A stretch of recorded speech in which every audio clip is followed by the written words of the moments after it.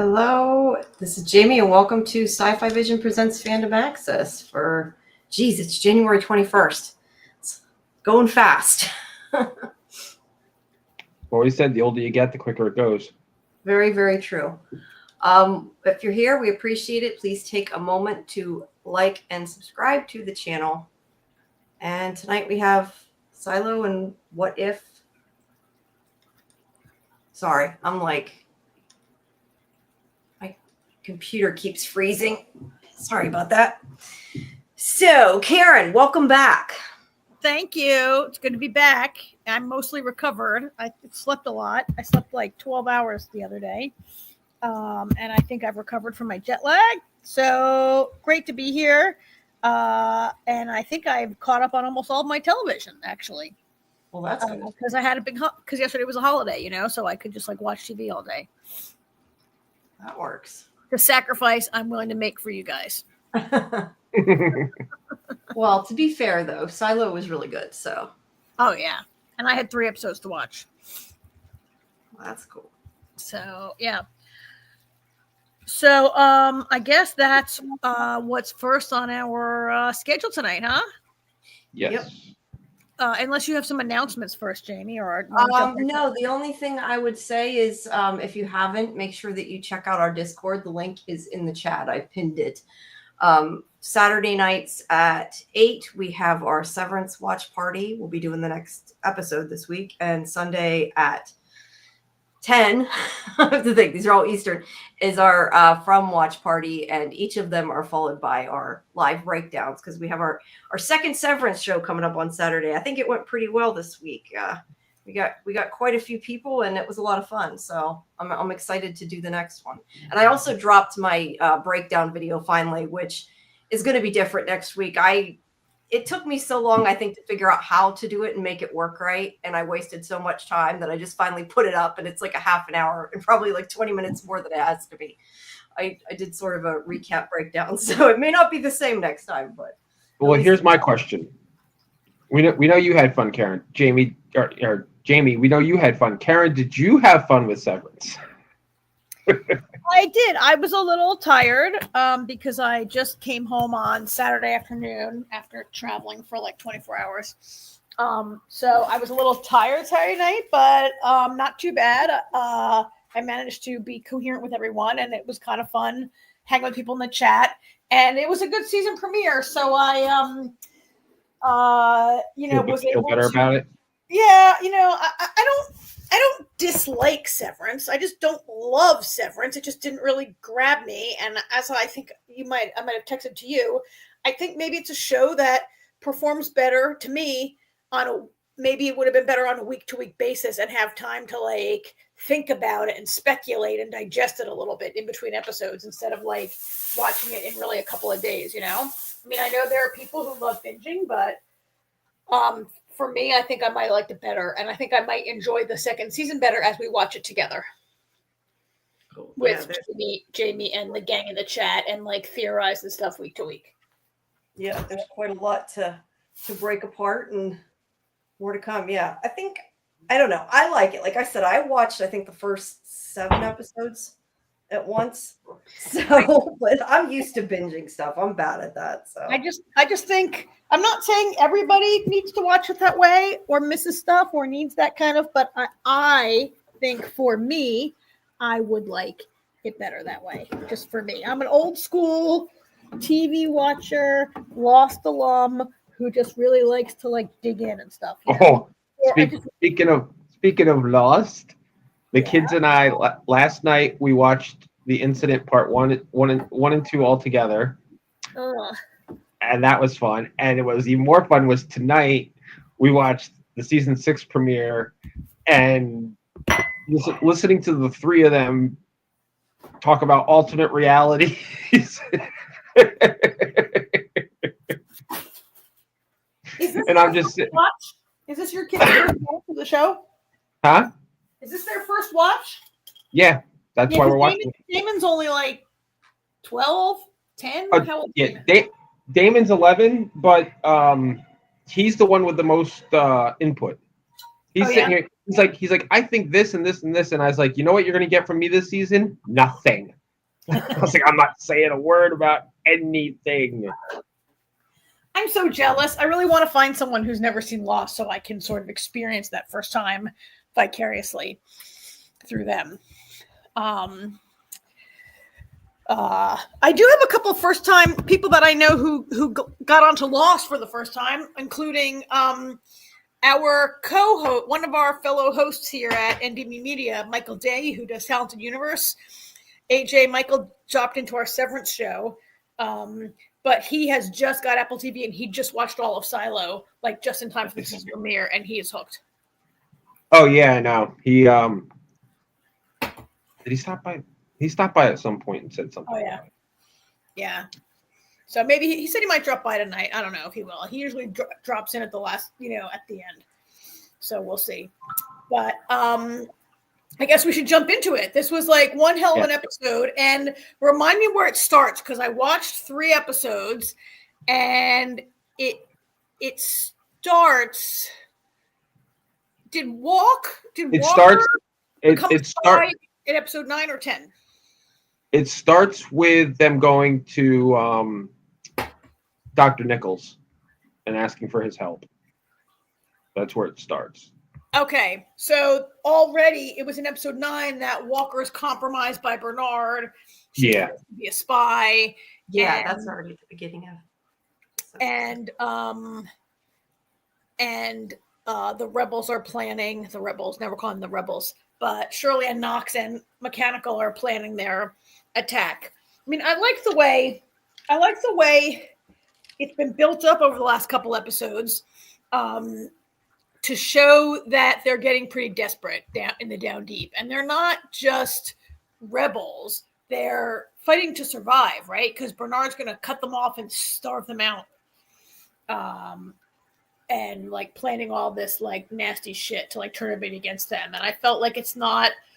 I felt like with these two, I like the way they played it up. That it's not just we want the truth; it's like we want to survive. We need to survive. Yeah. I don't know. I felt that. Did you guys get that? Good feel. Yeah, absolutely. Yeah. It's always been about survival. Yeah, but more so now. So maybe we take this in halves and take the Silo 18 story of what's happening in the original Silo, and then go to the Silo 17 and the Juliet Silo. Want to do that? Want to do it this way? Or at least try. That's what we usually try to do. Okay. There is so much. Like, I downloaded a bunch of pictures, and like almost all of them are from that part of the storyline, because that had so much action, and also because Apple didn't really release a lot of photos from Silo 17 story, because I think there's too much giveaway there. Yeah. Apple's very circumspect about what photos, but there was so much great stuff going on, and I don't even know who to like start with. Like, we could start with. I mean, I love where Billing's storyline went in this also, right? Yeah, I'm happy that he was finally on board, and full systems go, I guess. Yeah, I was a little worried when he was like, "We follow the pact. That's all we have. The pact is what we have, so let's follow." And I was like, "Oh my god, the pact is getting everyone in trouble." But he really came around and stepped up and like became kind of a leader with he and Hank kind of really like committed to being part of the plan and everything. And so I liked where he, looking back from where he, I just finally started rereading Wool, the first book in the whole series. And it reminded me of when Billings was first selected and put forward to be the sheriff, really because Bernard and Sims thought they could control him and that he'd be a yes man. Yeah, I was going to say, it's funny because he, and I've said this before, how, he lost everybody's loyalty because of a lot of times the way he treated them. Like, he took him because he thought that he would just do everything he said, and it ended up really backfiring. Yeah, I guess that like Bernard hadn't really counted on like Paul's like devotion to the pact or his like real belief in the pact. I mean, Bernard says he believes in the pact, but the way he interprets it and the things he does are so different from the way Billings does, right? He's got I feel like Bernard uses the word of the pact to reinforce what he wants to do, and Billings more like follows the spirit of the pact, or what he thinks is the spirit of the pact, because by the end of this episode, holy cow, right? Yeah. um he's leading the charge by the end. Yeah. So, I mean, I could pull a little recap of some of the stuff that goes on over here, but it really revolves around what Shirley and Knox are trying to do, and what Walker gets herself involved in. I didn't really feel sorry for her, and I felt she had really done the wrong thing. And should I have been more sympathetic that she was trying to save Carla, or did you guys feel more sympathy for her, or am I just mean? But I really didn't feel that she did. No, I felt the minute she made the deal, I was like that. I was like, that's just, I get why she's doing it, but I always felt like there's got to be another way. It turns out, she let them in on it right away to begin with. But yeah, I was going to say she made the deal, but obviously her wife would not have been okay with it. So it wasn't a good plan. But at the same time, I kind of wonder, I guess, like she let them in on it right away when he was watching them. But I wonder how much of it beforehand, I guess, that she didn't. Like, I wish they'd kind of show how long it took her to. Their first plan to raid, I forget what they were raiding. They were going to supply to get like. That's right. They were raiding supply. I think, right? Yeah, and that backfired because she gave that up. I mean, the first thing she says is, "Did anybody die?" Oh, that's. I mean, like, no, but a lot of people got really hurt and they're in jail. Which that's her fault. That's like, I mean, yeah. There's lots of understanding because that's the problem. I said this before. That's the problem with the quote unquote good guys. They're human. They're vulnerable. Whereas somebody like Bernard, he killed the only woman he ever loved. You know what I mean? Like there's no type of leverage you can get on Bernard. Yeah. That's a good point. So yeah, I mean it's like, you understand where Walk is coming from, but it's that age-old problem. It's the needs of the many outweigh the needs of the few, and people usually choose their personal opinions and feelings. Yeah, I did. A lot of people got hurt. Yeah, I was just gonna say though, I did like how I feel, and maybe you guys feel different, but I definitely kept guessing because I through a lot of it was like, okay, maybe how do I say it? Okay, before the finale, I assumed that they knew about it. I really did. I thought there's no way they don't know. This is going to be, some kind of coup. They're tricking him, and I was good to go. But then I got in the episode and I thought, okay, these people are stupider than I thought. Maybe they don't know. And I really believed for a while that they didn't know about it. So I feel like they did a good job of making me surprised, I guess, even though I originally guessed that was going to happen. I was back to really? And then I was like, yeah, I never happy to be wrong, I guess. I never doubted that it was all a plan, but you're right. They did do a good job of making you wonder. I really also agree with you, Jamie, because while I was like, oh, how's Walker going to get out of this? She's got to find a way to tell them. But then when Bernard is so smart and he's like, you have to turn on your camera and you have to stay inside your apartment. You cannot leave. And I was like, oh, my God, what's she going to do? And, they come first. Shirley comes to visit her alone, and later Shirley and Knox come, and you don't see her passing a note or saying anything that's obviously coded or a secret word, right? The safe word, and so I agree with you that I was like, I knew there had to be a plan and a way that she would tell them, but because we never saw it. I started to think maybe it just wasn't going the way I expected until it did. And I loved her conversation with Bernard, though, when she told him Oh, And yeah. then he thinks it didn't go to plan, but then suddenly it all comes together. And That obviously was we lost Juliet's father to make it come together, which I think is really sad, especially because Juliet's probably going to come back.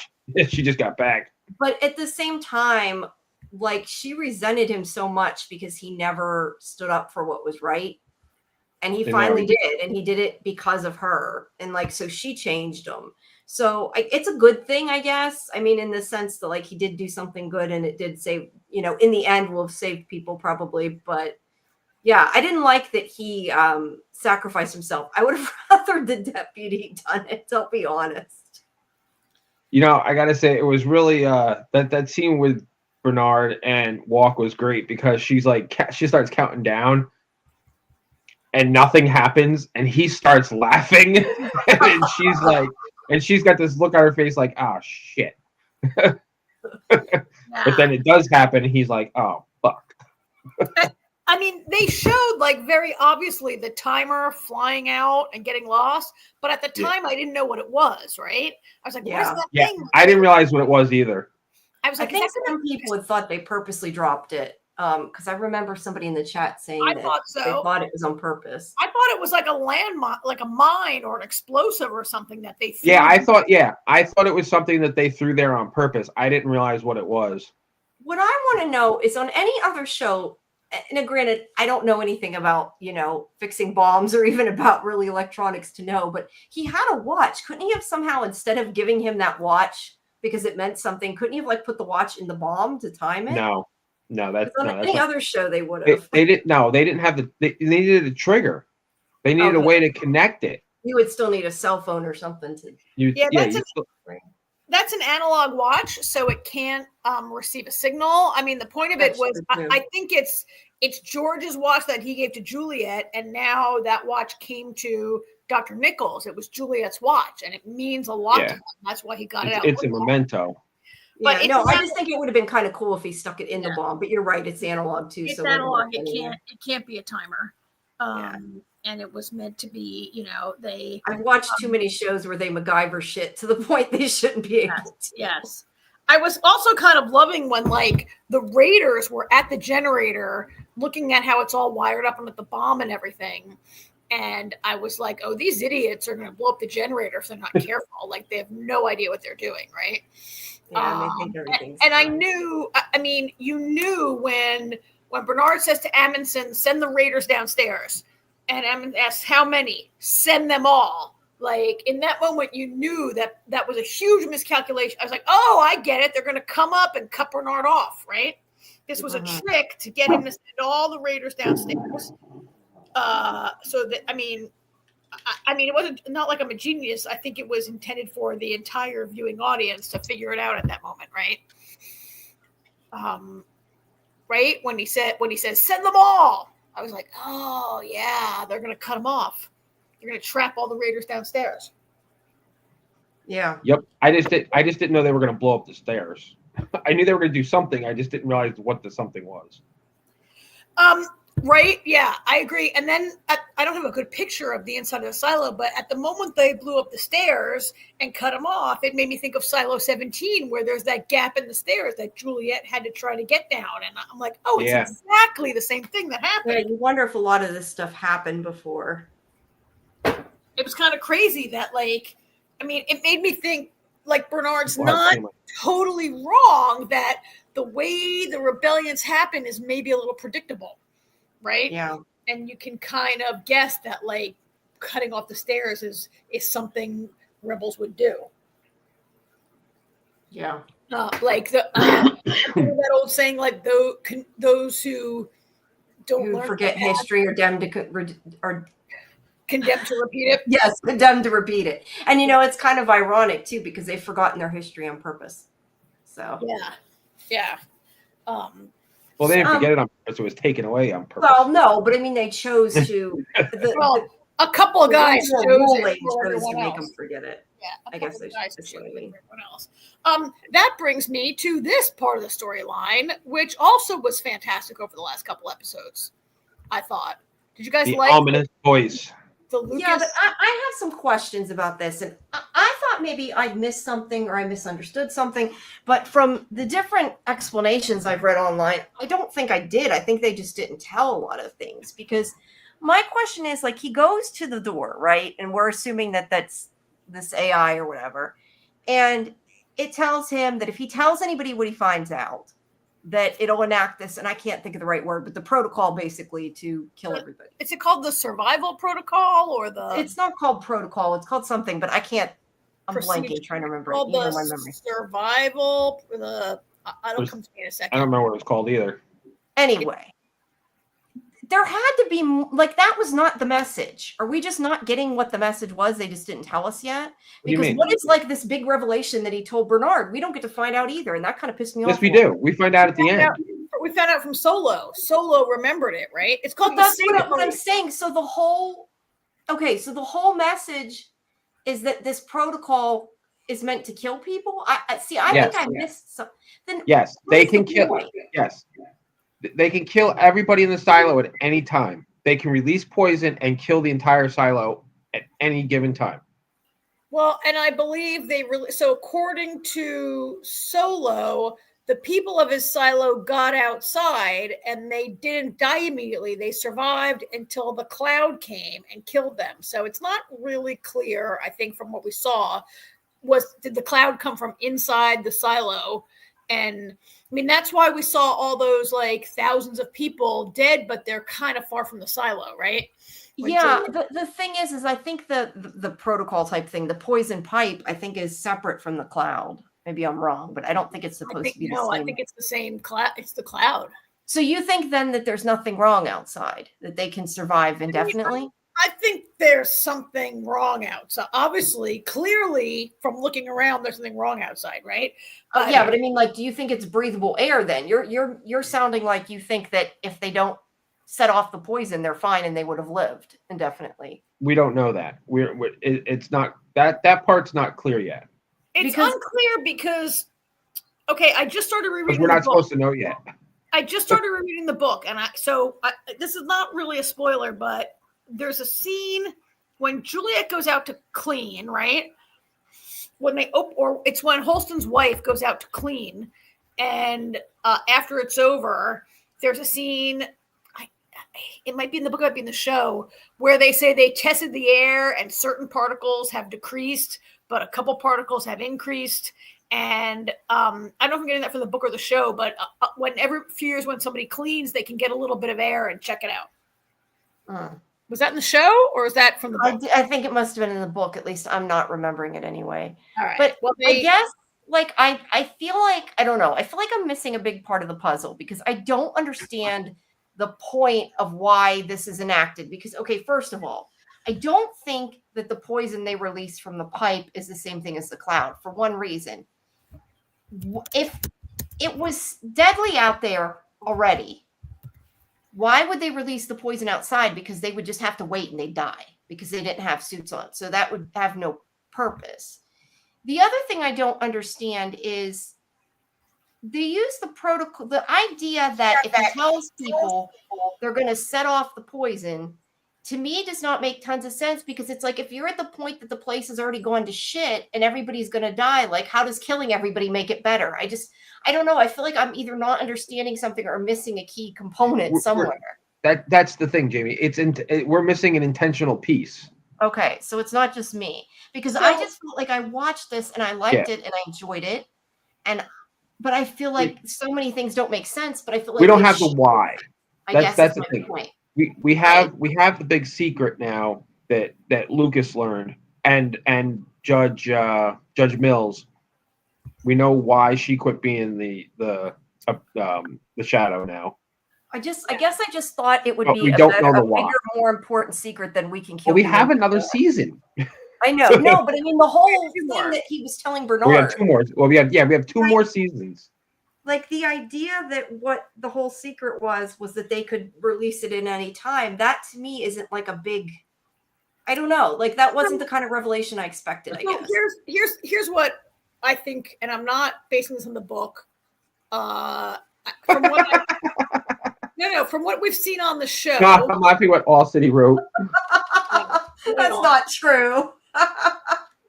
I was there at the watch party, and Jamie hated it so bad. No, I didn't hate it. I just was kind of like confused, like I am now. Like I don't get it. So it's an AI. So I would say that it doesn't release it whenever it wants. It probably has a set of conditions that have to be met for it to release the gas, right? It's a computer program, ultimately. We're not aware that it's self-aware like Skynet, but there are some conditions. One condition would be if Lucas tells anyone, right? Like it says to Lucas, only 3 people have gotten here before you, and those 3 people are Judge Meadows, George, and maybe Salvador Quinn. Yeah, it was I Quinn. don't think it actually told George though. George made it there, but it said that it didn't speak to George. It didn't say why it didn't speak to George, but I'm assuming that it didn't speak to George because George wasn't supposed to be there. Right. George wasn't the shadow. Yeah. George wasn't the. But so it does seem obvious that the AI is capable of listening to everything going on in the silo all the time, and it raises a whole new level to all those cameras and microphones that Bernard has everywhere, right? Well, Bernard didn't know about it. Bernard didn't know about it. And that's the other thing. Why is it the shadow gets to know and yet the head of IT doesn't know? That's also I don't know. Because Bernard's too important to take his little ass down there. I don't know, but it basically. And actually, hold on. That's not true because Salvador Quinn was the head of IT. Salvador Quinn took him, because Bernard just hasn't gone down there. Yeah. I don't think the shadow gets to know. I think there just were 2 really smart people who figured it out and then also happened to get to be the shadow. Well, George figured it out, but they didn't talk to him because he was nobody. And Lucas figured it out like 5 minutes after he became Shadow, and we don't know when Meadows figured it out, but she quit being the Shadow because of it, right? And never told anyone. So there's that, Jamie. The second thing is, Jamie, I think that, so I don't know, but based on what we saw on TV, I would guess that the AI might release if there's going to be a rebellion, maybe the protocol is to kill everyone in the silo so that the rebellion doesn't spread to other silos and kill everyone. Okay. That I can understand, because that's kind of my point. Like if everybody's killing everybody, then how does it help to kill them faster? Like it doesn't accomplish anything. We don't know. But I guess that kind of makes sense. Or maybe like the head of IT goes in that locked room and everybody else gets killed except for the heads. Maybe. Like all those people who ran out of Silo 17, if they ran over to Silo 18 and they saw them, all freaking hell would break loose if they saw them out that window, right? That's true. So maybe the idea is kill 10,000 people, but save 20, 50, 100, a million, who knows, right? Maybe. I don't know. Yeah. I don't know about that. We have a comment. There's a couple comments. I don't know which one you're. Also, there's a couple comments. I guess they got to shut down the AI like in 17. Yeah, maybe that's a plot point for next season, trying to shut down the AI. Why are all these people giving up instead of finding a way to fight back? That is something I think we should talk about in a minute, because I have thoughts on that. And why is Solo's parents the only people with the balls to fight back? Yeah.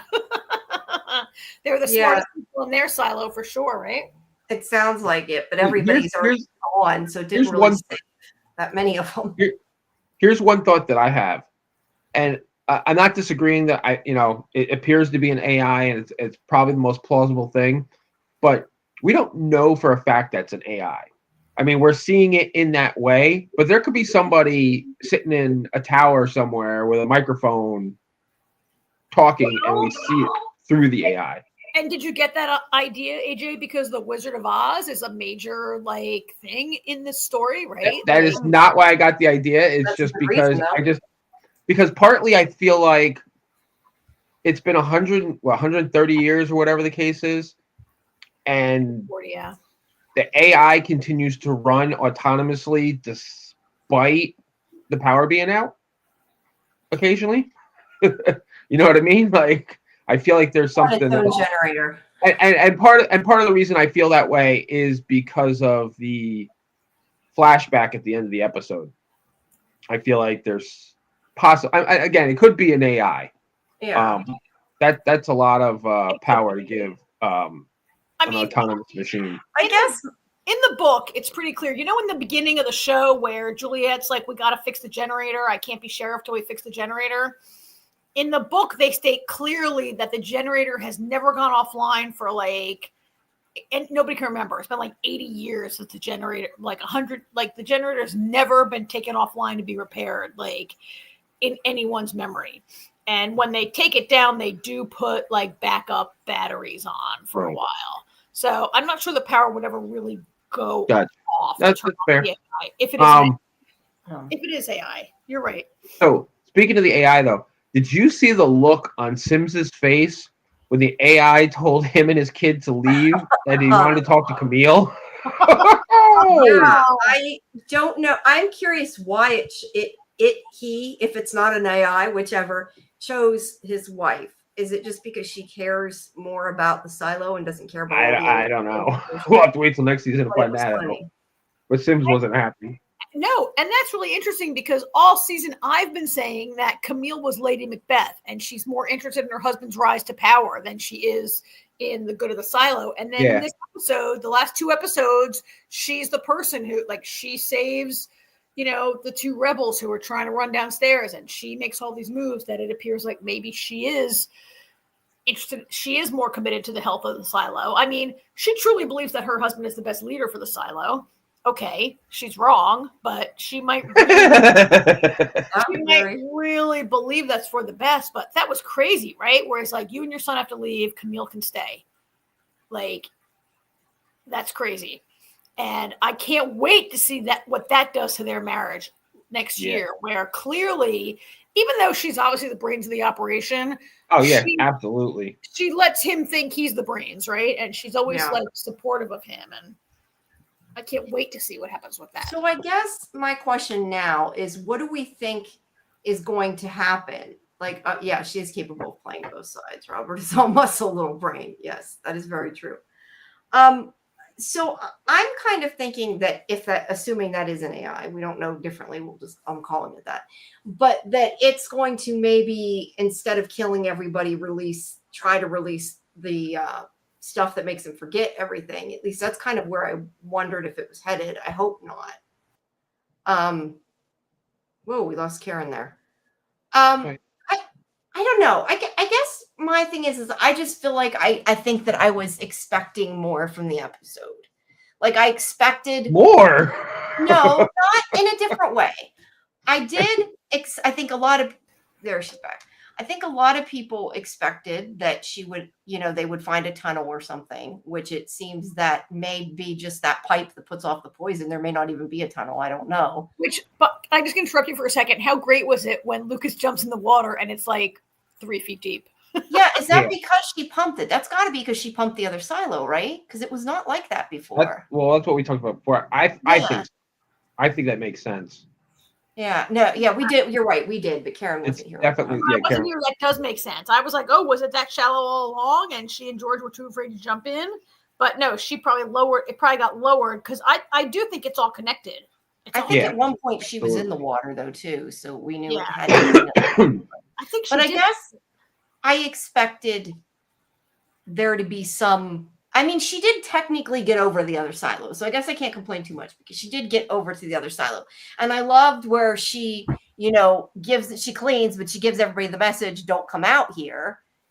But I also, I guess to me, I was a little annoyed because, I mean, don't get me wrong, I did like the episode. I feel like I'm complaining too much. I'm not trying to complain, but I feel like the ending, the whole flashback, and I know we're not getting into it yet, but I feel like we already assumed that, so I didn't get anything interesting from that. I feel like I didn't get any new information from finding out that this is the future and a bomb went off. Like, I kind of already assumed something bad happened that killed them. We know this is the future.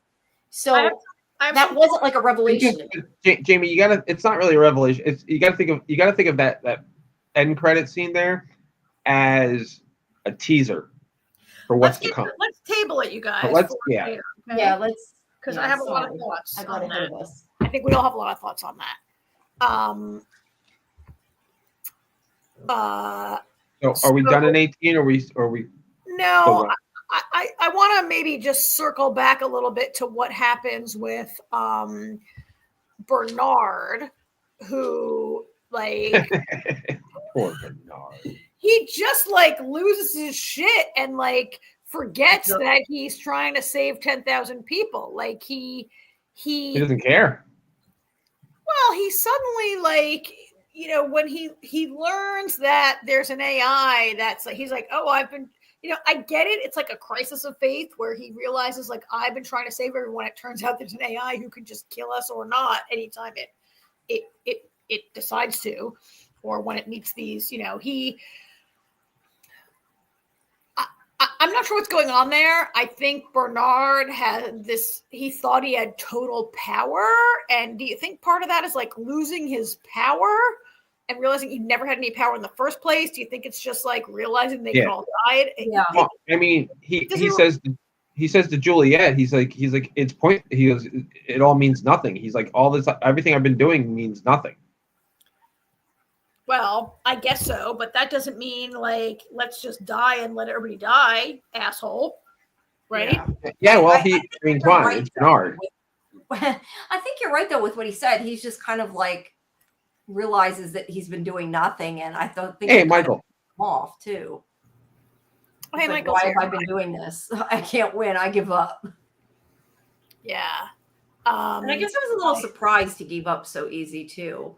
Well, yeah, Bernard lost his swagger way too easily. I kind of agree with that. Like he, like in the moment that he thinks that he never really had control, he just becomes like, I guess what I'm getting at is that really about his loss of power? Is it about his realizing the danger they've always been in? That I'm not like, did he react as a human or as like a mayor? I'm not really sure all that's going on in he reacted as this sniveling little shit he's always been, because everything happened at once.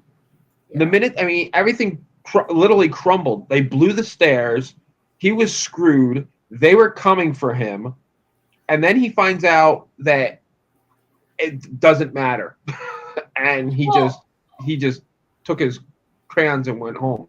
Yeah, the thing is even if the AI has the potential to kill them, there's still maybe ways to save the silo if they work at it. So I'm not sure if it's because of like everybody's going to die. I think that was a dumb response. So I think a lot of it is because he just is kind of like, what do I do now? Like if he has nobody. It's like, I don't know what to do now because he literally has one person now. Yeah, but he's separated now. Now the IT department, everything's separated from part of the silo too. They blew the stairs. That's what I'm saying. All the raiders are downstairs. The only person he has is like, I don't know, the raider commander. Oh, Amundsen. And there's literally nobody else. I mean, he has his shadow. What's his face? Well, Lucas was a shadow. Oh, Lucas quit. Yeah, he pointed Sims. True. Lucas gave up. Sims is the shadow now. Yeah, but he appointed Sims. He rehired Sims. He appointed Sims. He's like, oh, you want it, Sims? Fine, you got it. Good luck. Like, he's like, I'm leaving. Go down with the ship if you want. Yeah, and I was kind of surprised that Lucas. Well, I mean, I guess Lucas never had a position of power though. Lucas just found out the truth, and he really can't do anything anyway. So he's probably like, well, he's not going to put me back in the mines because we're all going to die anyway. So, but are we? With my family. I mean, that's the thing.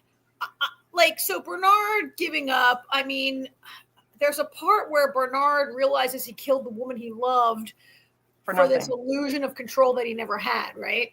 Mm-hmm. So that's got to be devastating. But Lucas, like, we don't know really what the AI told. Like, Lucas giving in so easily was, to me, more surprising because Lucas is the smartest guy in the silo now that Juliet. Well, until Juliet came back, he was the smartest guy in the silo, right? He could have tried to come up with a plan for Bernard. Well, or he still could. It's only been like 5 minutes since he learned it, right? I'm not surprised by Lucas because Judge quit too. Yeah, as upon learning this, they all quit. They're all like, screw it. I mean, I think it's because only Lucas and Bernard no. Well, yeah, now. But I'm saying the judge quit before. Oh yeah, in the past, yeah. in the past, and she decided to, start to become an alcoholic, because she wanted to have fun. Lucas chose to go home. You know what I mean? He went to see his mother. But I think it's kind of. I think Lucas's thing is kind of like, you know what? None of this is worth it. I'm going to spend the time with the people I care about for as long as we're here.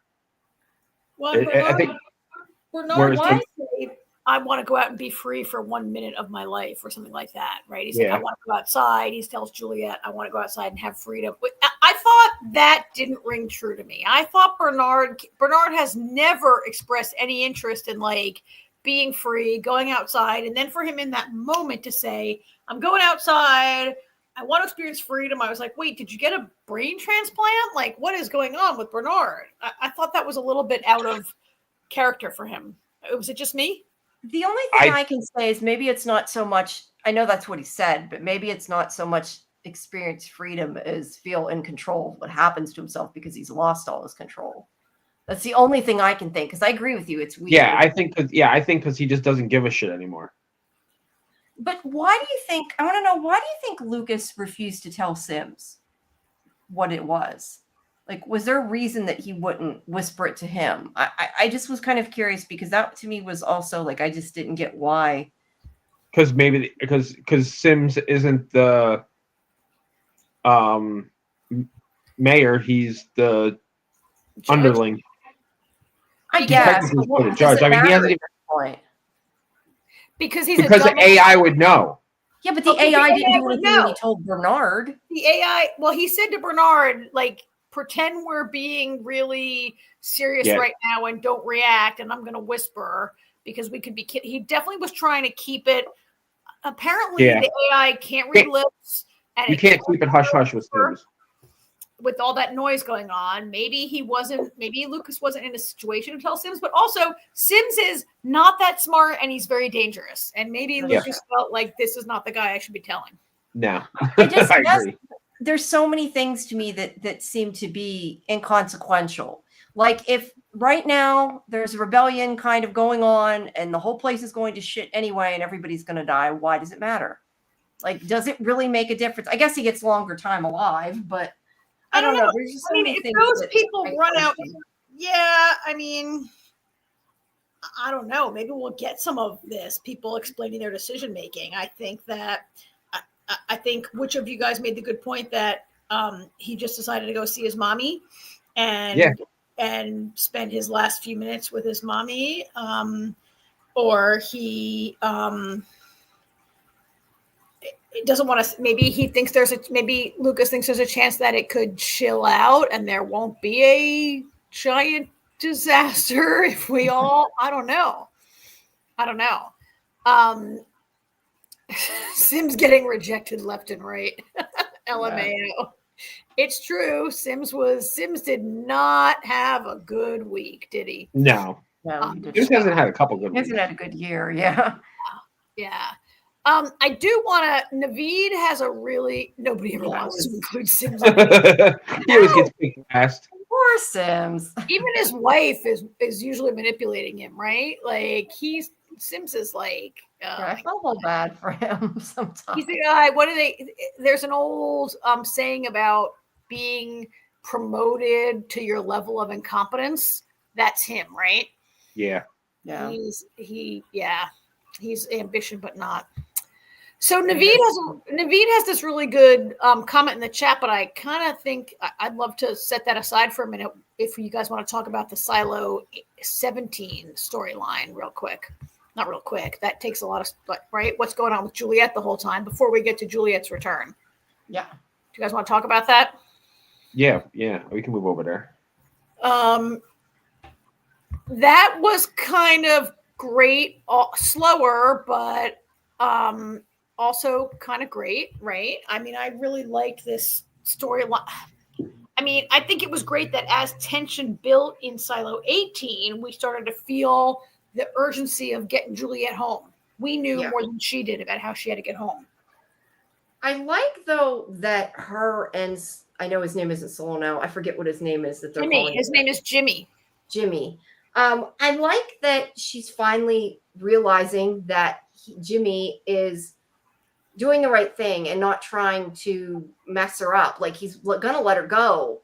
He just really needs her to listen certain times. Like he found, if she hadn't listened, she wouldn't have found out the answer of how to turn it off. But she's finally listening to him, trusting him, and he's also kind of connecting with her better. I don't know. I enjoyed their scenes in this episode and them sort of just, I don't know, I guess able to relate a little better. My favorite part of 17 was when she told off that little bitch. Yeah. Audrey's a little, I said it out loud to my TV. When I was going to get to that's not Audrey then. That's Hope. No, that's Hope. That's Hope. There's no picture of Audrey in the Apple photo drop. But I was watching episode 9 and I said to my TV out loud, and I said, what a little bitch, right? You know what though? Juliet's speech, I don't know if it's purposely representative of things, but I feel like it really parallels kind of everything. The world. Yeah. Like people just need to we're trying to live and survive. Quit bitching about all the unimportant things. Like, try to get along, basically. They really made Audrey an unsympathetic and unlikable character, right? And they even gave her a baby and a kid. And even as a mom, she was not likable. She was so mean to Eater/Hope. And like, I'm sorry, what is she supposed to do? She's got to eat to live. Like you said, you'd take care of her, right? God, she was just a gigantic bitch for really no reason. And she was, I think you're right, Jamie, that yes, it's what's going on in the world, but it also is kind of like what's been going on in Silo 18 a little bit. Like maybe she's a lesson for how bad it can get when you just look out for your own and not for the silo and their silo is 5 people. I wish I knew more about how long they've been in there. Apparently a long time, because the dead parents, their corpses are pretty well deteriorated, right? When Juliet finds them. Yeah. Yeah, definitely since they were very little. It's definitely been a minute, because Hope was a little kid. Yeah. It's at least 10 years, right? I would say that. I don't think they ever told exactly when the rebellion was. It would help if they did. No. Well, it was after the rebellion. It was just them trying to get in continuously. So it was a while ago. Well, it looks like Jimmy was about 10 or 12. Did they say he's 12? Did they actually say he's 12? Like that. Juliet says I think Juliet did say how old he was, but I don't remember. And Steve Zahn is like 54 years oldish right now. Mm-hmm. So it's been 40-ish years in Steve Zahn's life. Maybe less, because it's not clear if Audrey and Rick, is that his name? Audrey and Rick were born post-rebellion, right? And they're only in their 20s. Well, they would have had to have been, I guess. That kind of doesn't make tons of sense with me with the timeline, because the whole thing of that was during the rebellion when their parents tried to break in, and he no, it wasn't. No, it's after the rebellion. It's after the rebellion. Okay, so they were there for. Okay, that makes more sense, because I was going to say that Solo had been alone in IT for a while when they came, but so they were just ones that remained inside. Okay, I think so. There's no evidence that they came from another silo.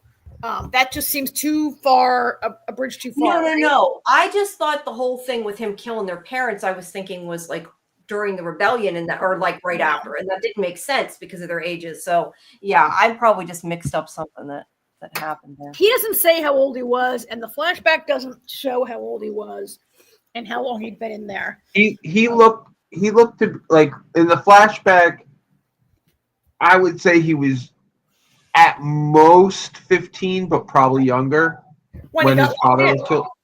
During the rebellion, I mean. Yeah. Now, how did he get the bullet out of himself? Is the other question I have. I don't know. He's got all kinds of fun stuff in there. People do that on TV all the time. They do, but he was shot. Where was he shot? In his gut as a kid. I don't know. I'm just nitpicking, but. Well, he was more than a kid. He was more than a kid at that point. He was definitely in his 20s or 30s when he got shot. Jamie, when the apocalypse comes, I have my Army medical manual, and I'll break it out and get the bullet. even though I was never in the army. Yeah. Well, hey, he's been surviving for decades there, so he's figured some things out. That's for sure. Yeah. I think it's so maybe 40 years. Maybe they're fudging his lifespan, maybe 30 years. It's been a while, right? Hope says she was born afterwards and that her mother barely remembers it, I think she says. Yeah. Before she died. So it's been probably like 40 years. She said when he got shot, though, he was just a kid, didn't she? Juliet said that. I don't know about that. He says he heard the gun. He was sleeping. The parents shot him. I think he was supposed to be a kid during that. Whether that was during the rebellion or not, I don't know. But maybe some of our commenters remember. Yeah, I think that's why I'm confused. I don't think the timeline makes sense. I think they did fudge something.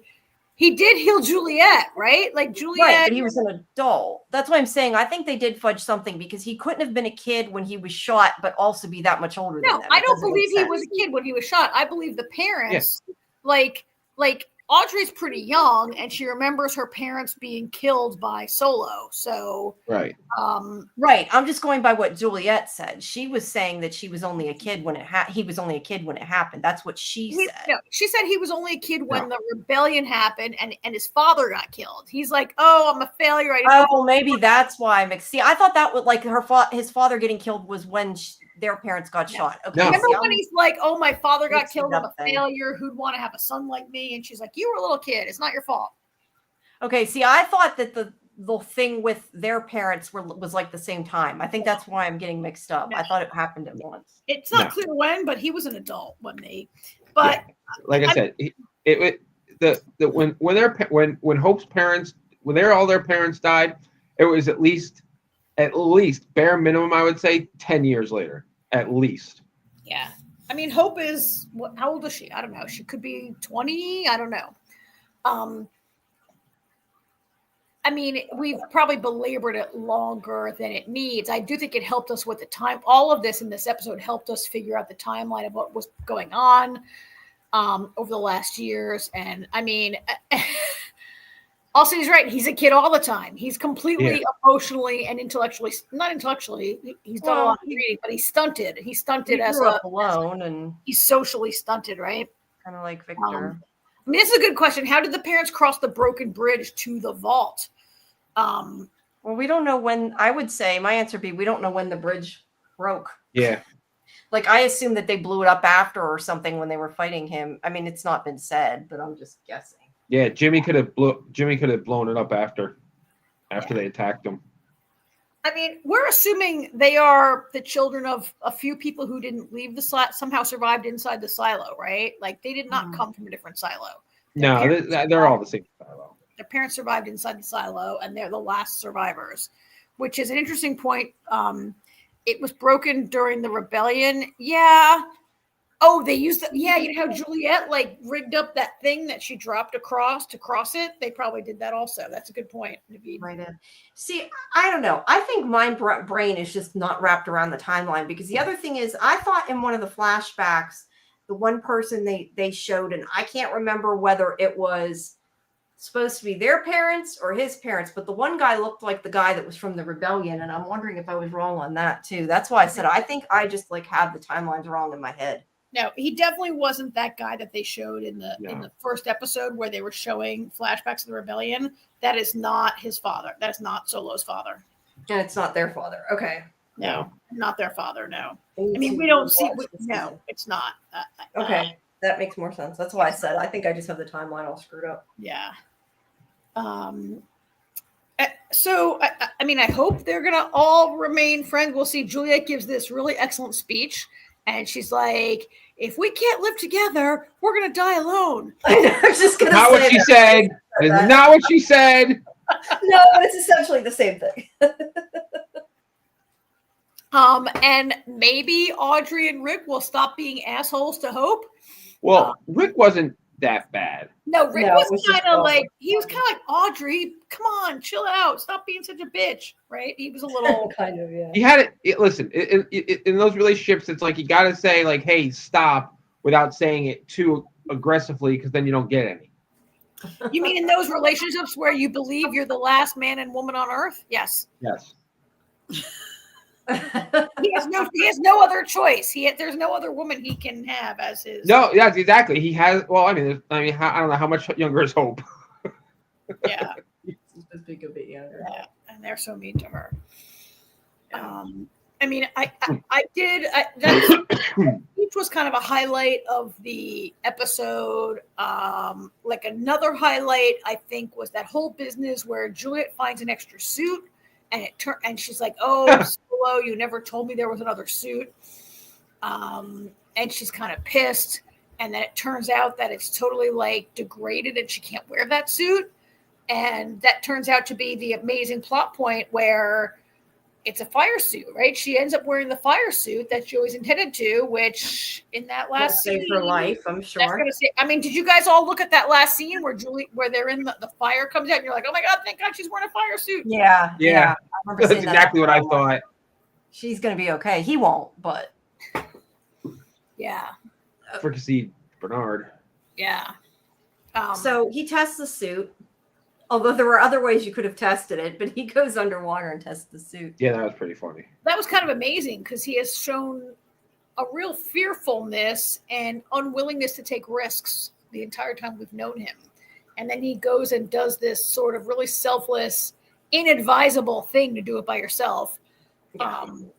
So I said you could have just like stuck it in a bathtub and seen if bubbles come out. You could have been like, I'll test it, but come with me so you can save my life if I need it, right? That too. Don't just jump in the water if you don't know how to swim. It's a very kind of a selfless and great thing that he does. Let me ask you guys something. Now he asked her, he said, "You're coming back, right?" Like even after she said a million times she's leaving. Do you think he really doesn't understand she's not coming back, or do you think he's just trying to convince himself that she'll come back? Yes.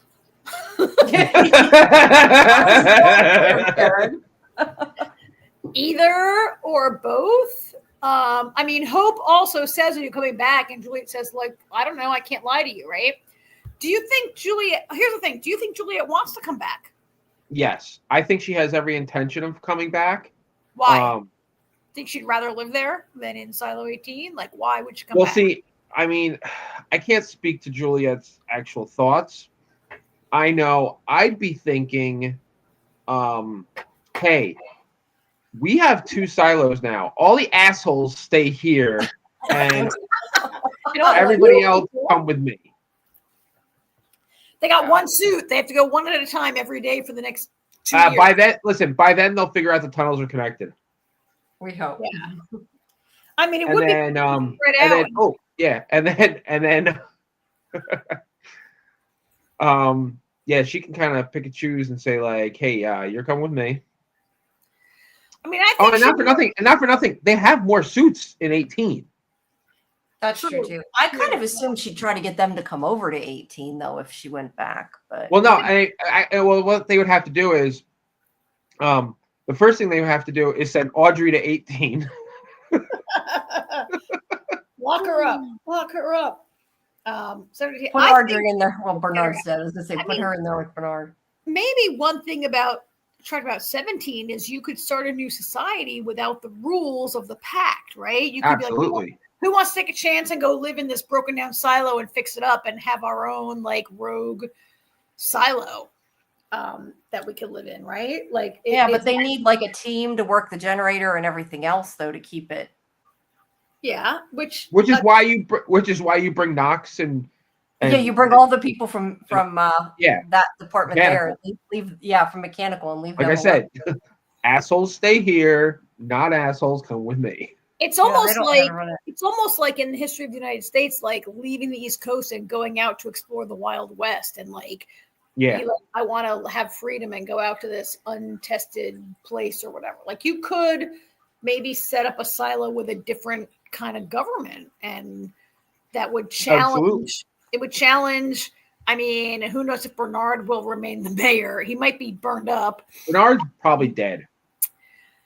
I think so I don't think he's dead. I think he could be on his deathbed because I don't see an actor of Timothy Robbins' stature dying off screen. I see him maybe suffering for. Okay, I can agree with that. Yeah. how I mean, there is. You know what though? There is I don't know There how is a hot it gets. precedent, though. They killed some of the other. I don't know how hot it gets in there, but Fucking who knows? Juliet could have shielded him with her body since she has the fire suit. He's still going to get a little crispy, Well, but I maybe thought cover him enough to save the important organs. So why do you understand why? I don't understand like why that fire went off or where exactly they were. well, let's get to that. Let's get to that. Confused me. That's why I feel like remember I that, Jamie? watching this All right, episode. let's backtrack for a second and get to that. So Juliet gets the suit and she's ready to go. She's like, I got to get back and tell my silo about the protocol and all this business, right? She gets the suit. She goes out. How about when she held up that sign, you guys? I wish that was fun. I could have illegally screenshotted that because that was awesome, right? And I knew, like, we all knew that she was only going to maybe have one sign and be like, don't come out here. But I was kind of hoping, like, part of me is like, oh, could it be like, what's that movie where Rick Grimes has those, Love Actually, right? Where he has all those signs and he's holding them up. Yeah. She's got one sign. She's like, don't come out here.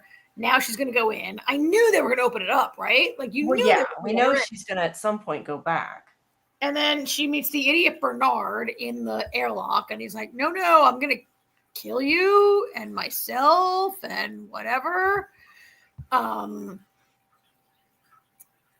And then, I get why fire is coming out. So let's say it's decontamination. I assumed. I just don't get why. You only ever let anyone out. You don't let anyone in. So you let someone out to clean. They're gone. They die. And then you burn the air to make sure there's no contaminants before you. Oh, okay, that makes sense. Yeah, I thought we knew that already.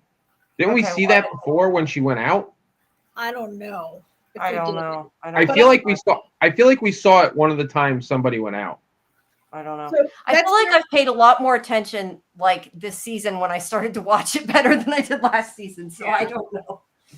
So that's their way of like cleaning the airlock before they open it up again to the inside, right? They've never let anybody come inside before. Probably the airlock is not designed to let people in.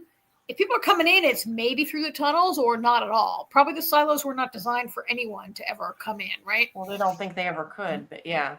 Yeah. And then Bernard is like, I'm going out and I might have to kill you. And she's like, why are you killing me? Go out if you want. Why do you got to kill me? Right. Yeah, she's trying to say, and I think maybe he finally has like a little bit of a revelation and realizes that maybe she is trying to save the people and isn't just I don't know. Cause I feel like because of the way Bernard is, because he has such a big ego, I feel like he thinks that Juliet just like wanted to fuck with him.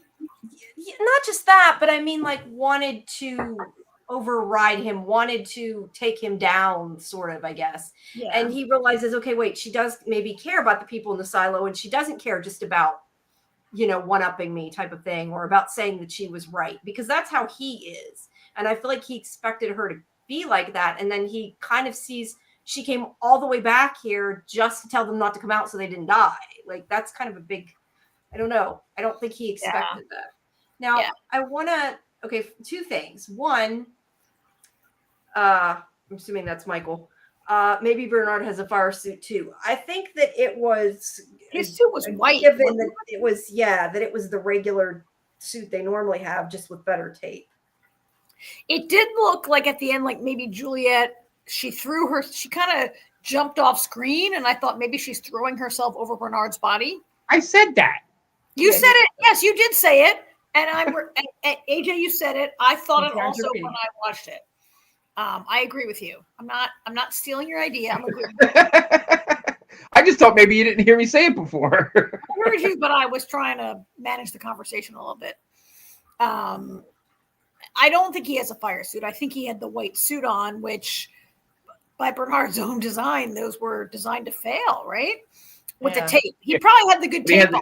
He had to have had the good tape on, but he can't survive the fire. But it looked like Juliet might jump on top of him, and that's why I think maybe we might see a Timothy Robbins death. Look, you hire Timothy Robbins, you give the guy a death scene. You don't burn him off screen. Oh yeah, you do. That's true. So I want to get to Naveed's comment Yes, I had started before. Did any of you feel Juliet appearing on the screen was underwhelming? I thought it'd be much more exciting than it turned out to be. And I guess that's kind of how I felt. Like, I expected her to make it through the tunnel and get back to her people. And it's not that I didn't like the way they did it. I just was expecting, like I said, more. And I don't know if it's just because it wasn't the way I expected, but I don't know. So yeah, I was a little underwhelmed too. I think the scene, her holding up the message was really cool. But her only getting to Bernard and not the silo, I was underwhelmed with, if I'm honest. I thought it was a little exciting. Fine. I thought it was a little exciting when, like, idiot George, the fake firebomber, is leading everyone to run outside, which is crazy. But I get it. They all saw that little bit of blip of the screen of the birds flying or whatever, the fake screen that they show the cleaners, right? And they're all like, it's a lie, let's run outside. By the way, I love how that is totally backfiring on Bernard and all the founders who planned this. But when they were trying to get out, and then Juliet comes, when she gets the wool and she cleans the screen, they're all cheering because they think it means they can go out. That was kind of exciting, right? I felt the excitement. Until they read the message, then it was like, nope. But I really felt that when, like, they're like, who's that coming? It's got to be Juliet. And then she comes. Like, that was pretty cool. Yeah, that part was cool. I don't know. I was very excited the whole time. I mean, seeing her come up over the hill like that and everybody seeing her, and I was like, woohoo! Yeah, I said that part was cool. I just wanted her to get in the silo. I guess I was just... Yeah, but Jamie, let me ask you a question. As much TV as you watch, did you really think she was getting in the silo before the end of the episode? I figured that they'd find the tunnel, which we don't even know if it exists. We keep saying that. We don't actually know. I kind of maybe did. I texted you guys that I thought episode 9 could have been a fine season finale. And I was so excited to get another hour, right? I mean, if they had left it at her cleaning, maybe I might agree a little bit. But yeah, see, all City says I like that she cleaned. I like that she cleaned. I like that part. I don't know. I just feel like something was missing.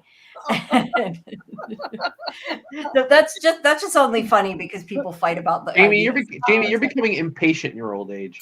Yes, I am. No, I guess I just was waiting for them to get some kind of tunnel. But I think that on the map that might actually be the tunnel's coming with the poison. Is there even a tunnel, or is that just like the poison running across it? I might agree with you and Naveed that, like, she only got as far. Look, all that fire coming out is very exciting, but nobody really believes Juliet got burned up. We all know she lived. So right. And she had a fire suit on. I think maybe we were all expecting her to come into the silo and be like, I went to make some sort of great announcement. I went to another silo. I learned, like, that she doesn't get to come inside, and that people are like, woohoo, and she says something dramatic, right? Like, yeah. I mean, maybe a lot of us viewers were hoping that it would come to like, she would get inside and, like, say something, or I don't know. But this is a season finale, not a finale. I know, AJ. But I can see that people might feel a little underwhelmed if they were hoping that, like, it was going to get to another, a little bit. Maybe I've just conditioned myself to where I expect it to not go that extra happy moment. You know what I mean? Get answers and not have it go anywhere. Come on, we all watched Lost. No, I know you're not wrong. I get it. Yeah, and like I said, I liked it. I'm not trying to complain. It wasn't a bad finale. It wasn't what I expected, so I felt a little let down. And I still think that the post credit thing or whatever. Well, I want to talk about that. It was extremely underwhelming, but we'll get to that. I want to talk about that. But so the cliffhanger they left us really is: does Bernard live? Not does Juliet live? Yeah. Although, can we ask? I want to ask Naveed. However, can we go back to this? It was broken during the rebellion. Oh, that's the was from before. Yeah, that was about the bridge. They left it as Bernard dead. I mean, look, Ian Glenn died in this episode, which is a huge loss, and yet I thought his death was earned and made sense. Is Bernard's death earned? Yes. Also, I think if Bernard is really dead, it's an earned death in the show. We have to see it. But we have to see it. I just don't think you let Timothy Robbins get burned up off screen. Right. Now we all realize that she had the fire suit on, so we don't expect her to die. Right. However, I like the way they did it simply because there are viewers out there who probably did not catch that, who were probably like, "Oh my God, how's she going to survive?" Because let's not forget. Yeah, we're not the average viewer. We had Rose Byrne in the first episode who didn't make it out of the first episode. Okay, we've had and Rashida Jones. We've had Will. You know what? Like every, I think Billings is the longest lasting sheriff that we've seen. You know what I mean? Like it's not unheard of to kill the person we think is the star of the show. So I like the way they did it. I don't think she's dead because she has the suit on. But like in episode 1, did you think Holston and his wife were the stars of the show? Probably, yeah. Right? I knew she was in it, but I thought Rose Byrne was heavily featured in the trailer. You know. Meanwhile, it's every scene she had in the whole show. But yeah, I thought Holston and his wife were going to be very main characters, and he didn't make it out of the first season, and she didn't make it out of the first episode. No, but I think at this point we know Juliet's probably going to survive. But what I'm saying is anything is possible. I mean, yeah. we at this point, yes, we expect Juliet to be our hero, but she could die at any moment. I mean, which I like that, you know, that she's not. I kind of always thought that Dr. Nichols might be a short timer. The fact that he lasted 3 seasons, you know, Ian Glenn was a special guest star, limited episodes. His death is very earned. But I never knew how long it was going to last. I could see them. Nelson hasn't been in it that much either. He hasn't been that much. Bernard, if he dies, look, he's a great character. I'd love to see him hang around, but also if he dies right now, it makes sense for him to die, right? Yeah, but it's like you said, we have to see it. It's not going to be off screen. Well, That's not to say. Now, saying that, that's not to say that it couldn't in the premiere. He's on his deathbed and dies, like you said. Like it could be that he makes a turnaround and he's like, "Oh, I'm sorry," type of thing, and then he dies after that. Like after he decides that he wants to, you know, do the right thing, then he dies. Like, I can see that too. I think there's a question how much we see. I mean, he's not going to die, but how much do we see Steve Zahn in the beginning of season 4 when we're, you know, I don't know that we get. I think they're going to keep flipping back and forth between the. No, I think if Juliet is not there, we don't see anything from there. It's only when Juliet gets back we get an update, probably. Yeah, but let's talk about the coda, it's not the teaser, the flashback teasery kind of thing, where it's a congressman, a young congressman, goes on a internet date. And it turns out that it's a Washington Post reporter who has some questions about things that are in the news. I thought it was really kind of interesting in terms of setting up what might have happened with the silos. And I think it leaves I like the way it left some ideas open, but they don't really matter. Like 2 or 3 things could have happened, but they all led to the same result. I really liked that. I don't know. See, I felt the opposite because I felt like we know that something bad happened that destroyed the world. Showing me, and maybe it's because it was during the season finale. Like, I feel like if this had been during the season premiere, maybe it wouldn't have. And it's, I guess if I look at it, like you said, it's a teaser. Maybe I don't feel quite as much. But I just don't feel like that scene gave us anything because we already knew that the world was destroyed. No, we didn't really know why, but we knew that they were in the future and that whatever these people do is not going to do anything. It's not going to work. It's not going to help other than they made the side. You know, I mean, we know the future. So that part of the past, I really didn't find that interesting that far back. I would have found it more interesting if it ended up that it was something like, and I'm not saying it's going to be better than I want it to be, but something like Ascension, or that you found out it really wasn't that far in the past, or you found out that this was actually the future, or I don't know, something. But I don't know. I just feel like I didn't get any new information, really. We know that they set bombs off. So I guess we got that, which is kind of big. But I don't know. Just at the time when I watched it, like it didn't feel, I was more annoyed by it than anything. And I don't know. Maybe I shouldn't be. I want to hear from AJ, but also chatters if you want to put what you think. But AJ, First, what did you think of that? So first of all, it was great because we got Jessica Henwick. Yes, that was great.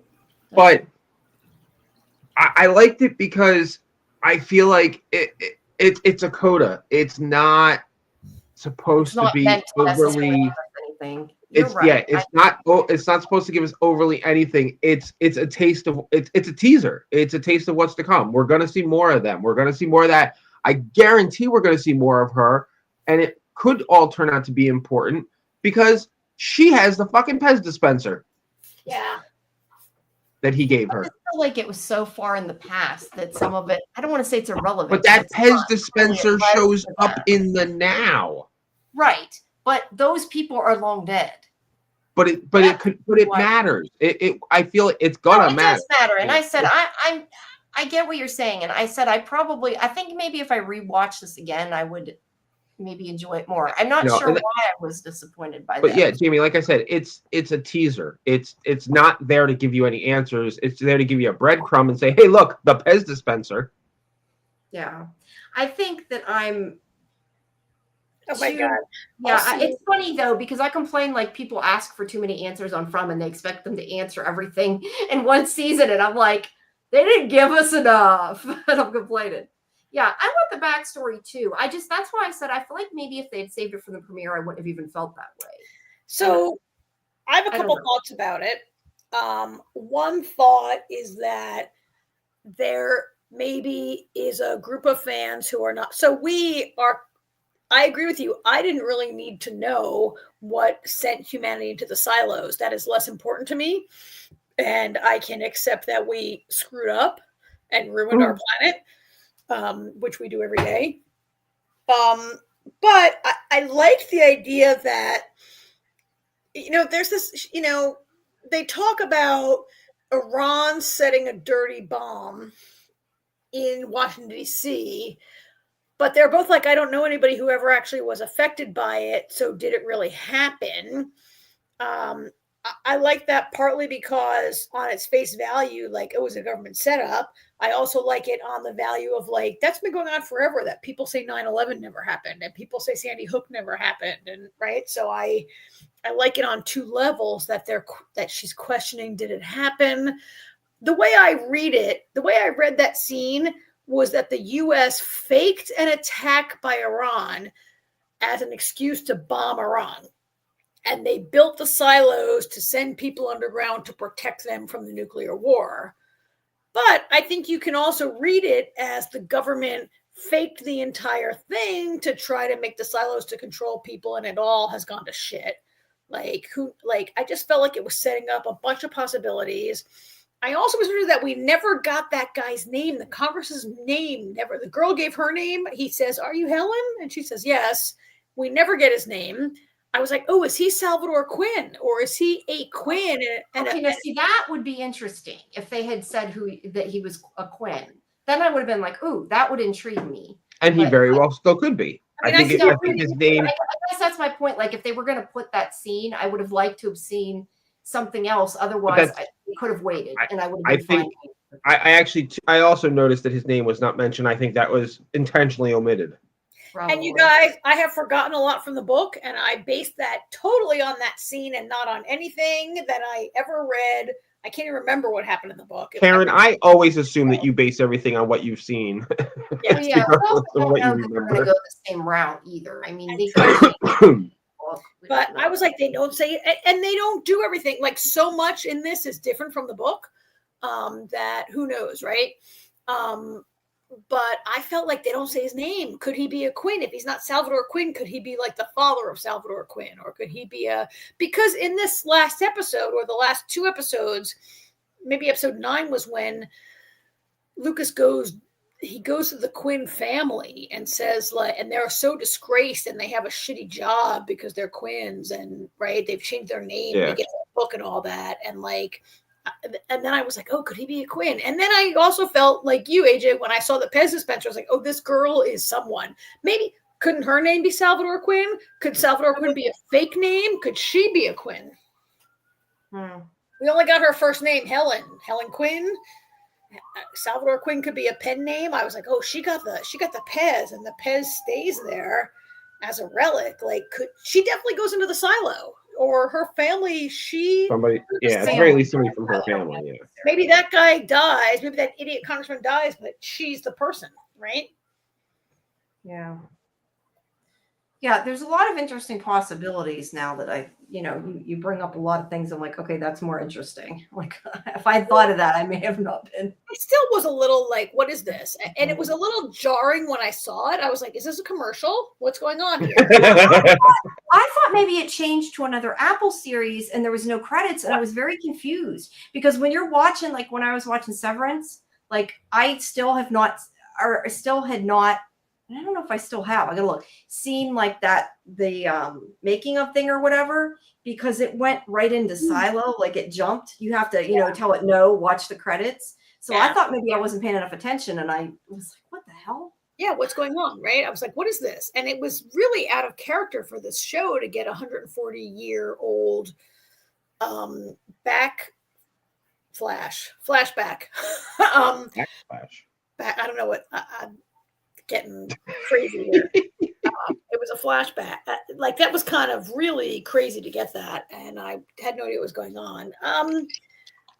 I think I'm with Jamie that I'm not interested in seeing a lot of that.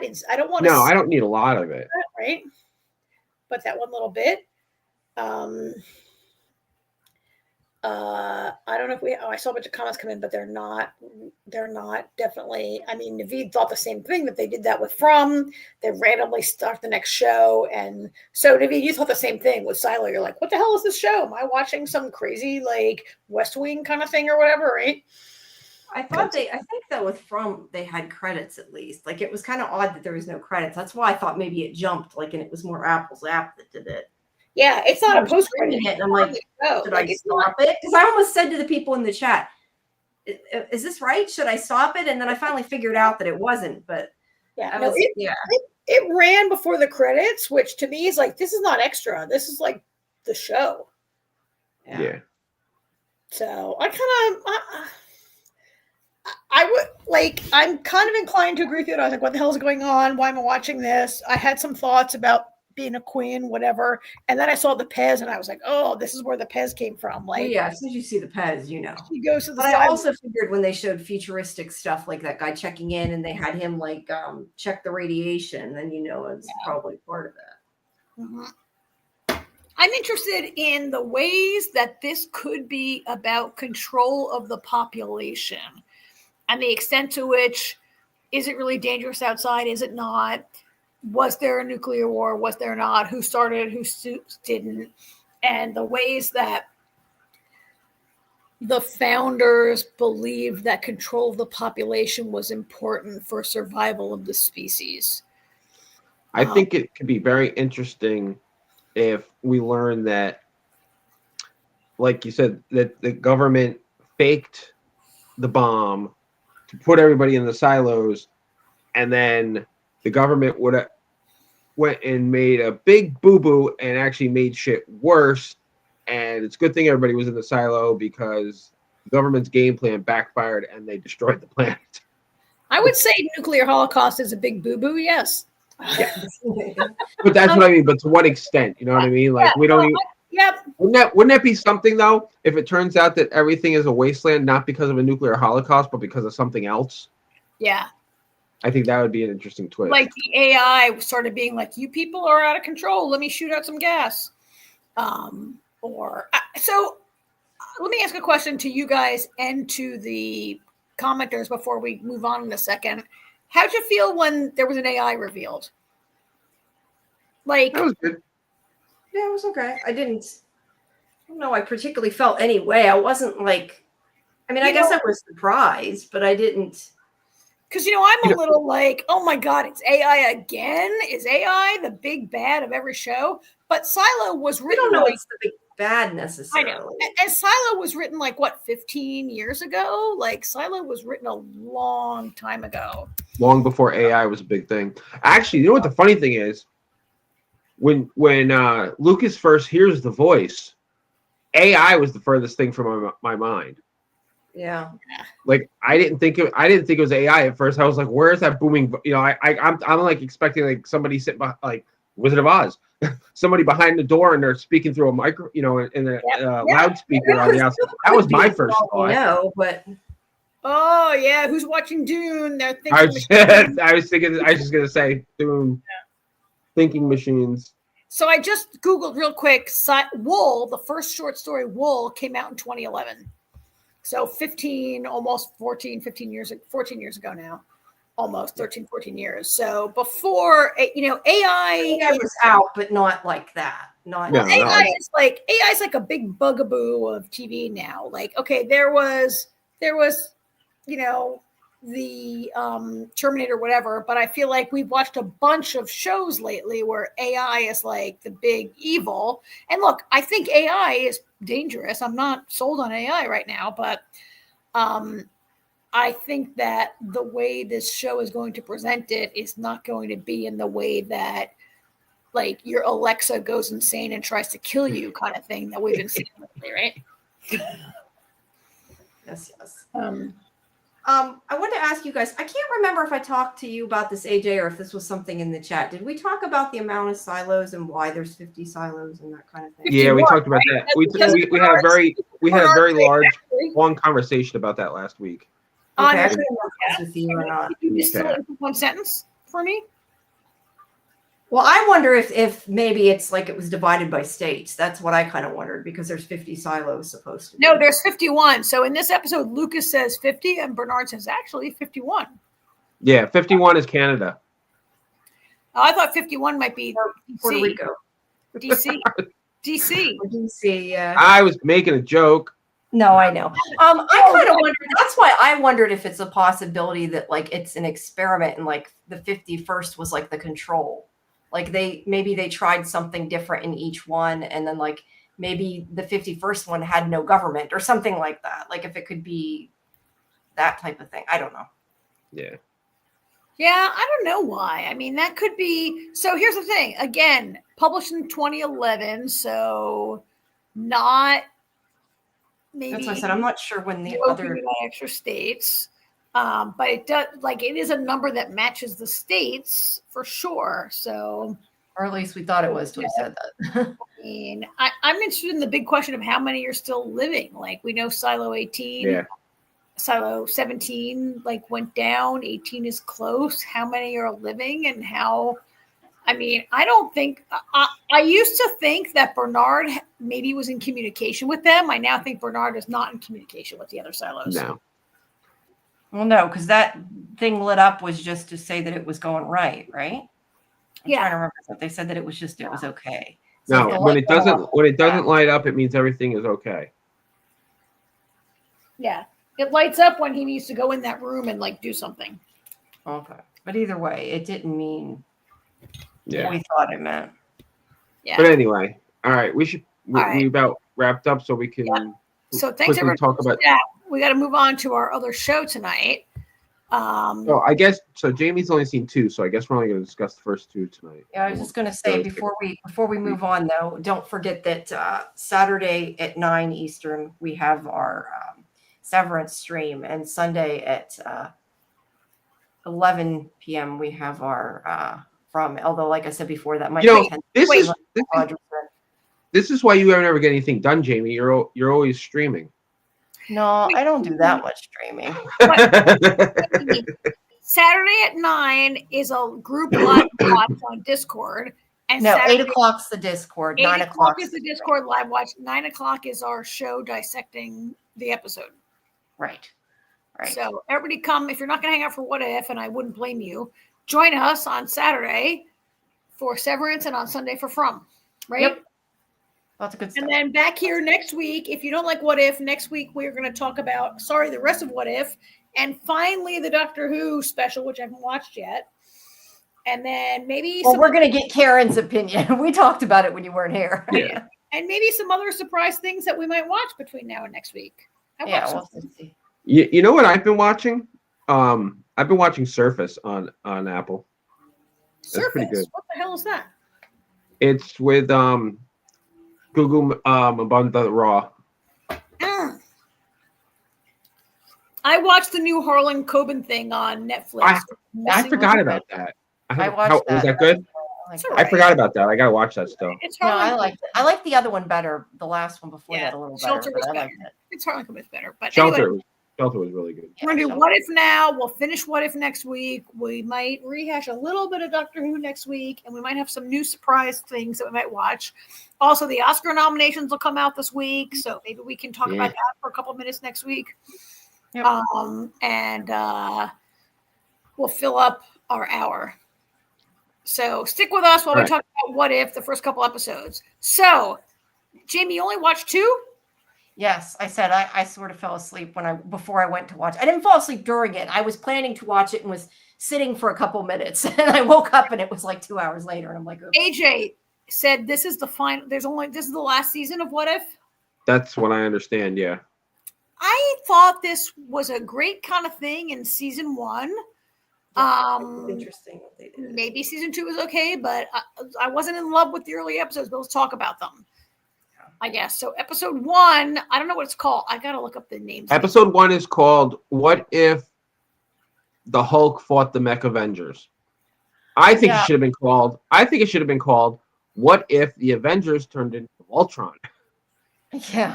Well, I thought it was "What If the Avengers Turned into Transformers." Yeah, that was even better description. Yeah, So I was like, I thought the whole mech thing was just kind of a little dumb. Well, I mean, essentially what it is they're all instead of just having one Hulk Smasher suit, which Iron Man has, they all have a Hulk Smasher suit.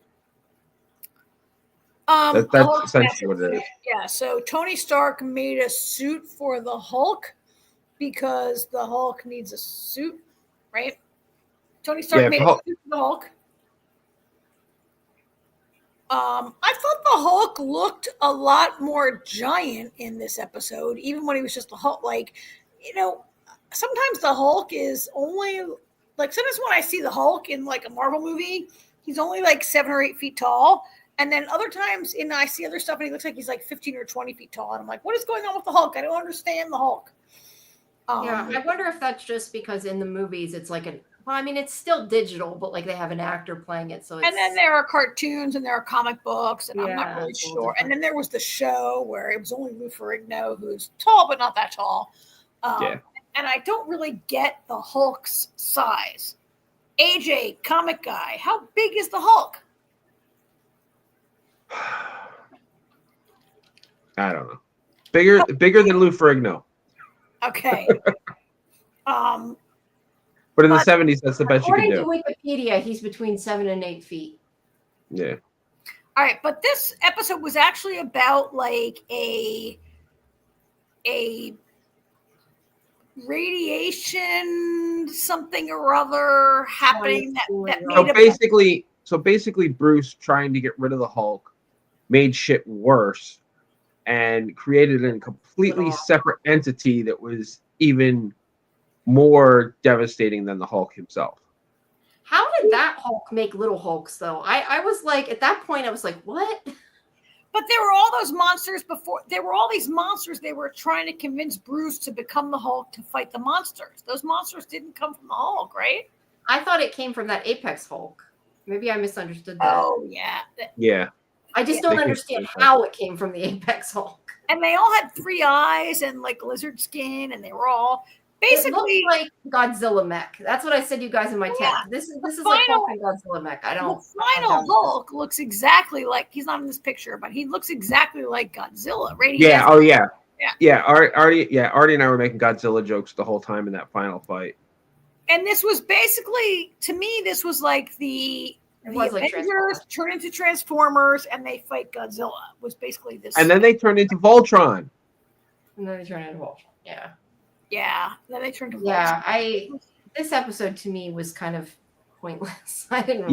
This was. Did you not like it, AJ? Either? Is there no? No, it was. I was like, I actually made a comment. I was like, that's not a very strong start to the season. No, and so in season 1, definitely, and maybe season 2, I felt like What If was actually kind of interesting. What if kind of things, like what if Agent Carter became a super soldier? What if they were sort of things that were kind of really could have happened in the Marvel universe, and you're saying, and this is like, what the hell is going on? And I didn't think the animation was particular. Oh, that's the wrong one. I didn't think the animation was particularly like. One thing I loved about season 1 was that every episode had like a little bit different animation, and I didn't think this one was really that great. Well, actually, I wish the way the episode started with the kid watching the Saturday morning cartoon. Oh yeah, I thought that was great, and I wish the entire episode was in that artistic style. Yeah, I think that would have actually made it better. Yeah.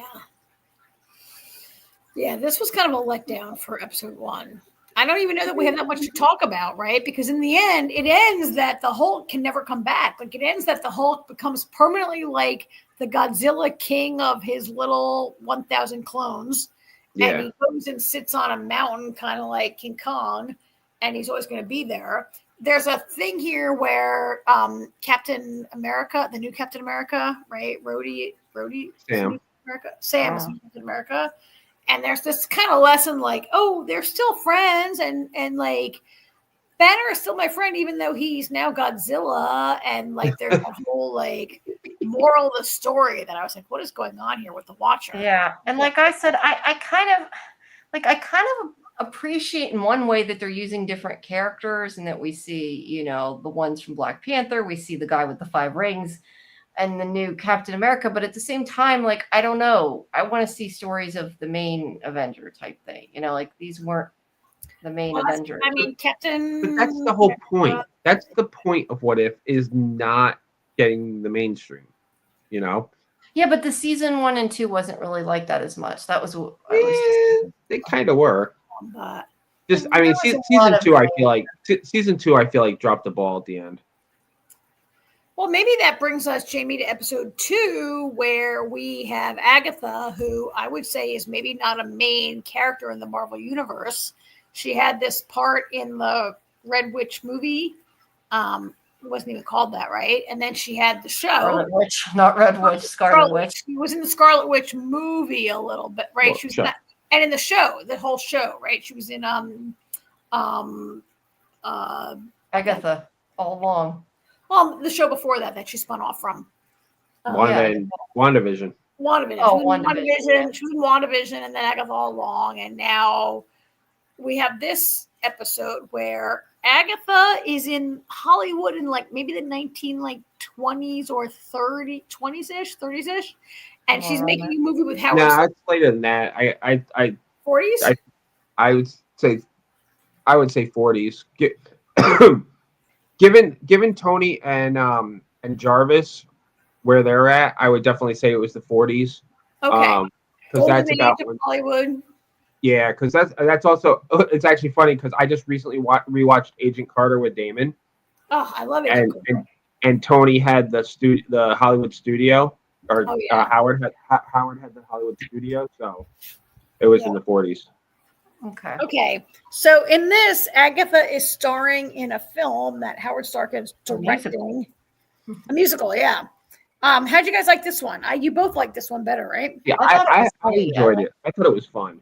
And this one had a better animation style too. Like you could tell this was 3D, like toon shaded. I don't know. I think it looked better. I did not feel great about the ending though, because I feel like, I mean, Karen, you already know because you've seen all 8. But I got worried that the Celestials were going to continue to play a part throughout all of these.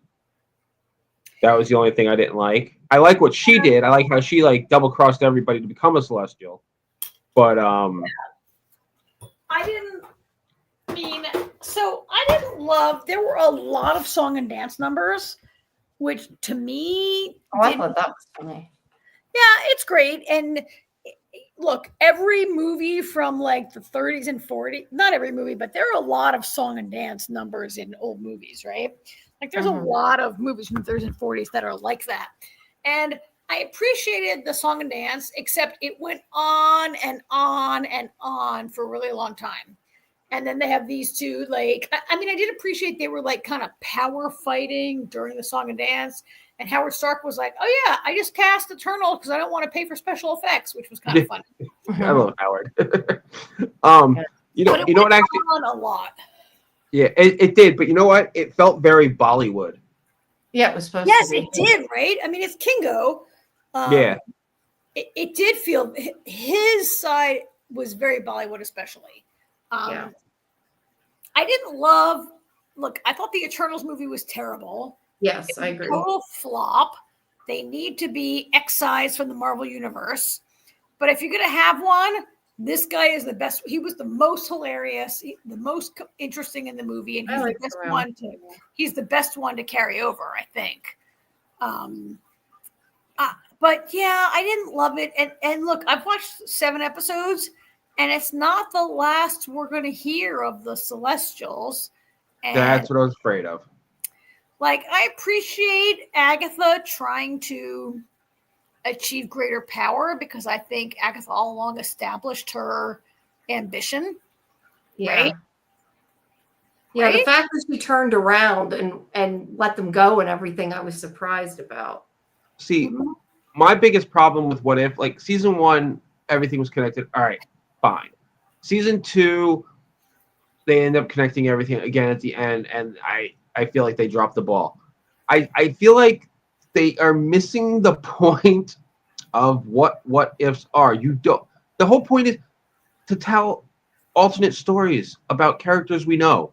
You don't have to connect everything. And when I saw the Celestials, I thought, here we go again. And it sounds like I'm right. Just used Agatha and not had. Yeah, and that's something that didn't work for the audience, didn't really connect, wasn't a hit. And granted, I don't know when this was written and when they thought they were going to do this. Maybe they wrote this 3 years ago and thought, this, the Eternals will be a great movie. Yeah, I don't know, but neither of these 2 episodes really spoke to me. No, I mean, this one, I just found this fun. Yeah. My favorite part is still Jeffrey Wright's voiceover as the watcher, right? my favorite part about this episode is seeing Jarvis again. Oh yeah, I don't have a picture of him, but yeah, we saw Jarvis again in this early Jarvis. Where it's going, and so I've watched 7 episodes. So next week, I don't know what we're going to be able to cover next week. We'll cover the rest of them. Yeah, we'll cover the rest of them. I have seen episode 3 is Red Guardian. Episode 4 is Howard the Duck. That's another fun one. I did feel a little bit like these are not Marvel's most well-known characters, right? I was going to say, I don't even know who.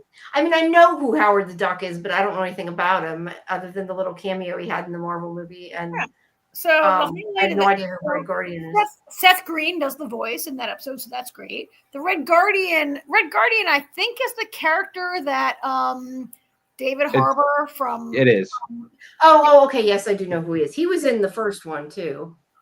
The first What If. Yeah. Oh yeah. And then episodes 5, 6, 7, I've seen them. They get better. To me, I'd like to see some Guardians of the Galaxy. No, I haven't seen any yet. I haven't seen any yet in this 7 episodes I've seen.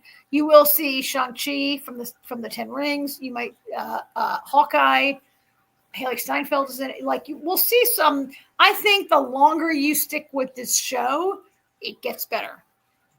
That's good to know. I liked the first season. The second season was but these were 2 not good episodes. They just didn't. I told you I fell asleep in the first one, and I was like, "Shit, I gotta wake up and rewatch it." And then I turned on episode 2, and I fell asleep. And I was like, "Oh, I gotta rewatch it." I enjoyed this episode. I thought it was funny. I mean, did it really bring anything like mythology? To be fair, I had jet lag. So maybe I would have been a little more. I do like the Howard Stark. I love, I don't know. Part of me feels like these are a little too comedic and jokey sometimes. Well, this one was definitely comedic and jokey. Well. I mean, this one was supposed to be. Yeah. But it was light and fun. And I think you guys watch Red Guardian, which is also kind of light. And then we'll see. But also, I think these first 2 episodes, I think we didn't have the voices, right? Like the main stars were not in line for the voices of these characters. I think it sounded like Agatha was. Was it? I don't know. If it wasn't, whoever did it did a decent job because I thought it was her. I do think as I watched some of the later episodes, a lot of the big stars came in and did their voices. Chris Hemsworth is in later, and a lot of them are in later. Yeah, of course, as AJ pointed out, if they're under contract to Marvel, they do the voice. If they're not, maybe they don't. Let's see. But yeah, it was okay. It was okay. I didn't love these two, but of the two, yes, it was her. Yeah. It was Catherine Hahn and Anthony Mackie. Yeah, this episode. Yeah, and I know that was Dominic Cooper for a fact. Oh, doing Howard. Yep, and I know James D'Arcy did Jarvis because I actually read an article a couple weeks ago that he was going to be in What If. Yeah. I don't know who did the first. If those were Anthony Mackie and those guys, I'm not sure. I would have to. I would think it was definitely Anthony. I know it was definitely Anthony Mackie. And it's definitely Jeffrey Wright. Jeffrey Wright's definitely back. Well, Jeffrey Wright's obviously Jeffrey Wright. Sure, yeah. Watcher. All right, so we're gonna finish it all up next week. We'll watch 3 through 8, right? Yeah.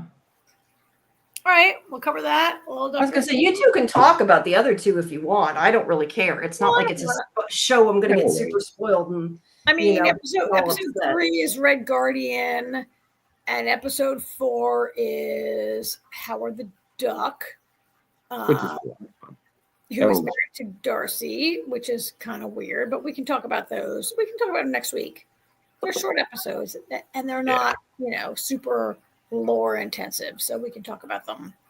Yeah, we can hold them off. It's fine. We don't have Silo. We don't have anything else, do we? We have nothing else next week, so we have What If, and maybe we'll dig a couple things up. All right. Because I was going to say, apparently nobody's watching What If. We lost everybody when we switched. Everybody, I think the 2 were us. Yeah.